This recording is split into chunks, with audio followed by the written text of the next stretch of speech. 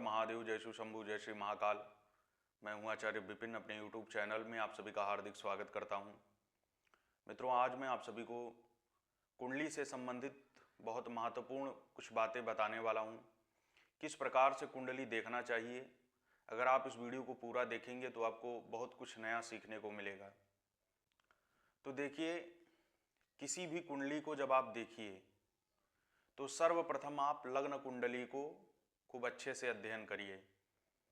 लग्न कुंडली का जो प्रथम भाव है, द्वितीय भाव, तृतीय भाव, चतुर्थ भाव, इस तरीके से 12 भावों का आप अध्ययन कर लीजिए। उसमें जो ग्रह की जो जैसी स्थिति हो उसको खूब अच्छे से अध्ययन करिए। उसके पश्चात आपको क्या करना है, चंद्रमा को लग्न मान करके और फिर अध्ययन करना चाहिए।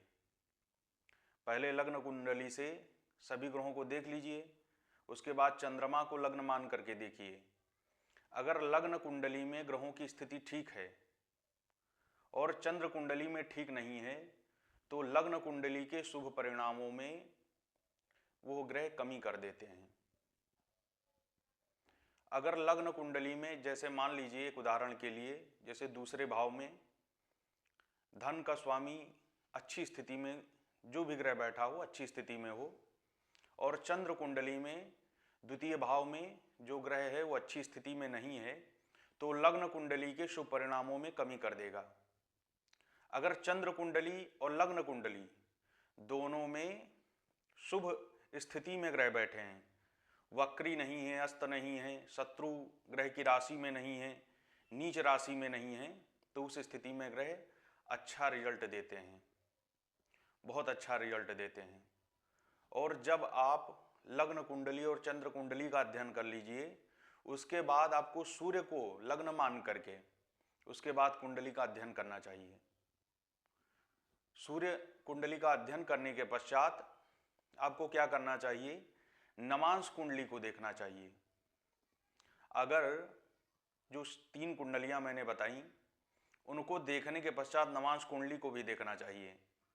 जैसे लग्न कुंडली देख लीजिए, चंद्र कुंडली से अध्ययन कर लीजिए, सूर्य कुंडली से अध्ययन कर लीजिए, चंद्रमा को लग्न मान करके अध्ययन कर लिए, सूर्य को लग्न मान करके अध्ययन कर लिए, जो लग्न कुंडली है, जो लग्न है उसको भी अध्ययन कर लिए। उसके पश्चात नवांश कुंडली को अध्ययन करिए।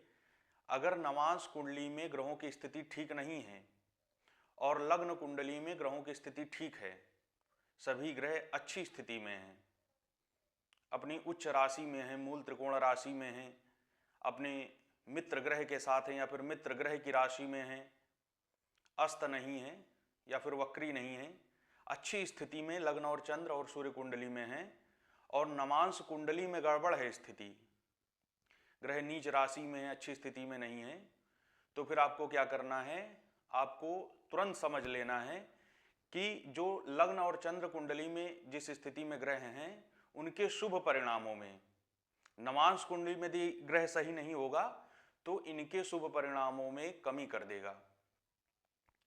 और इसके विपरीत एक बात और समझिए, अगर नवांश कुंडली में ग्रह अच्छी स्थिति में है और लग्न कुंडली में अच्छी स्थिति में नहीं है तो नवांश कुंडली के शुभ परिणामों में ये कमी कर देंगे। लग्न कुंडली हालांकि विशेष मानी जाती है, लेकिन नवांश कुंडली का भी बहुत विशेष स्थान होता है। जितने भी प्रकार से ज्योतिष की जितनी भी कुंडलियां हैं, सभी अपने आप में विशिष्ट योगदान रखती हैं भविष्य कथन के लिए और जातक के बारे में बताने के लिए। तो इन कुंडलियों को देखने के पश्चात आपको जब भविष्यवाणी करना है या कुछ बताना है तो आपको दशा चक्र को देखना चाहिए, किसकी दशा चल रही है, किसकी अंतर दशा है, किसकी प्रत्यंतर दशा है। दशा चक्र को खूब अच्छे से देख लेना चाहिए। फल दीपिका में और कुछ ऐसे भी ग्रंथ हैं जिनमें ये भी बताया गया है कि यदि दशानाथ को ही लग्न मान करके और कुंडली बना करके अध्ययन किया जाए तो और विशेष जानकारी मिलती है। भविष्य कथन कहने के लिए आप बहुत कुछ सीख सकते हैं और बहुत कुछ बता सकते हैं। तो दशानाथ को भी लग्न मान करके अध्ययन करते हैं बहुत सारे ज्योतिषी। अगर आप करना चाहें तो आप भी कर सकते हैं।